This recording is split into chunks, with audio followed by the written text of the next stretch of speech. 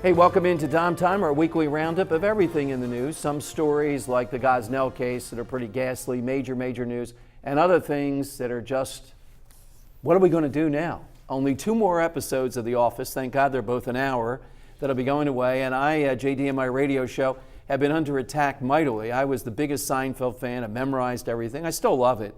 But I thought The Office was superior. I thought it captured a lot of what goes on in the average office. You've only seen it a few times, but... I've seen about a half a dozen episodes. I like it a lot, but I got to tell you, I'm old school. I like Seinfeld. I like Curb Your Enthusiasm. And I'm sticking with Jerry and George and the gang.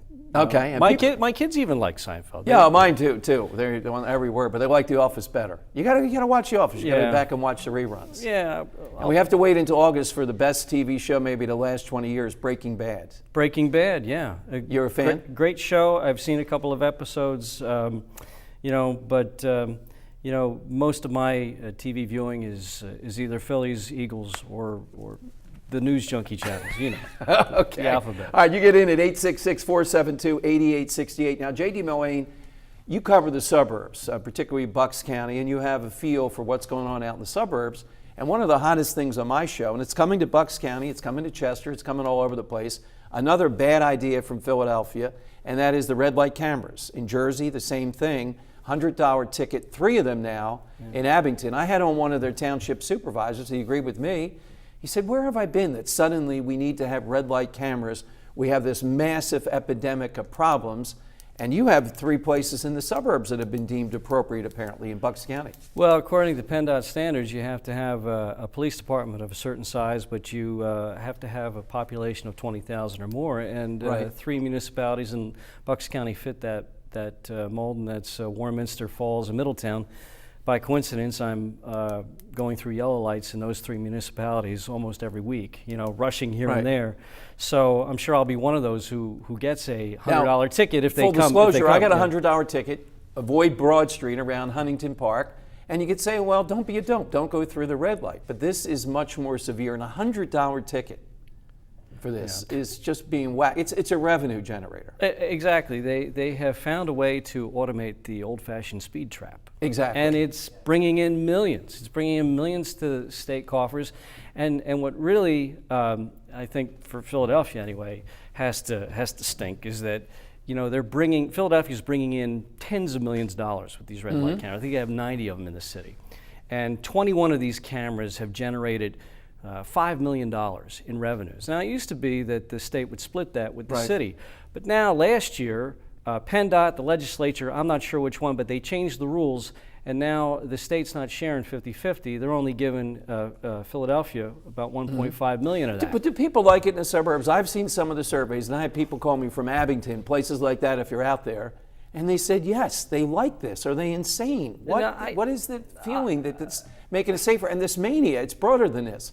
We're all going to be safe if we have more cameras. Yeah. Tremendous amount of more cameras. I don't know. I've read the studies, and it's conflicting information. It stops T-bone accidents, or it causes rear-end accidents. I'm not sure where it is. It depends on what side you.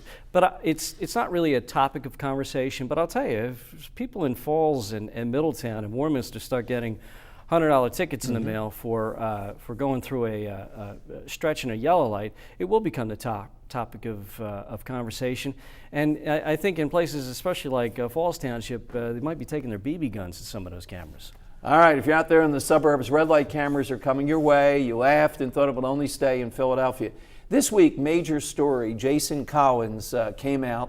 Guy that I've known over the years, NBA player, 34 years of age. I think he's played on 10 teams or something like this. Yeah. And I think people went too far. I mean, he's coming out. That's certainly his right to do that. Problem is, though, he's not Jackie Robinson. Jackie Robinson really not only was under tremendous pressure and even death threats, but Jackie Robinson restrained himself and never attacked back, and he broke the color barrier. That's not what's going on here, I don't think. Well, no, I think in terms of comparing Jason Collins to Jackie Robinson, it's not the same thing. Jackie Robinson, of course, wrote in his autobiography, perhaps one of the worst cities he had to play in was Philadelphia because of the epithets shouted from the dugout. And, some of the Phillies later apologized for that. And he was a man of great faith and grace. On the other hand, Dom, I have to say that Jason Collins coming out as the first Major League ball player to be gay, I think that's a good thing.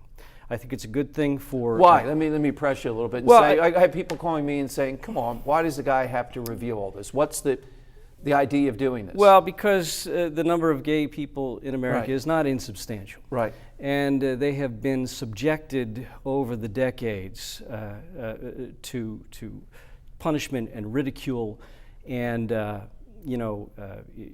they have been marginalized. Mm-hmm. And I think now that we have so many gay people out in public, we work with them, they're in our families, we know them, it's a different world now. Well, the culture has changed. And a pro athlete and a guy who was a very aggressive player kind of goes, what I've seen, against the stereotype. He goes against the stereotype, yes, because it is a stereotype. And he's black. And well, that too, but he goes against the stereotype, but it probably is shocking to a lot of people that not all gay people fit the stereotype.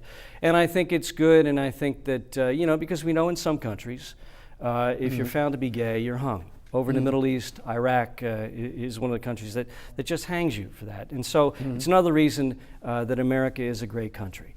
And it's a good thing, and I think that if we had had Jason Collins 30 years ago, two young men would probably be alive today. Matthew Shepard, targeted for robbery and killed because he was gay, and a young man named Anthony Milano, who was from Levittown in Lower Bucks County, was brutally murdered by two men, Richard Laird and Frank Chester, in 1987, who still sit on Pennsylvania's death row all these years later. And Anthony Milano was a gentle soul. He was targeted specifically because he was gay.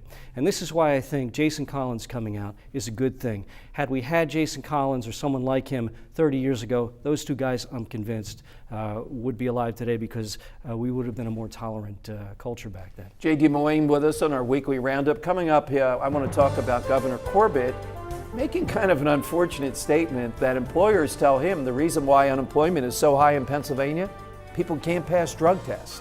Is that your experience? We'll find out next on Dom Time.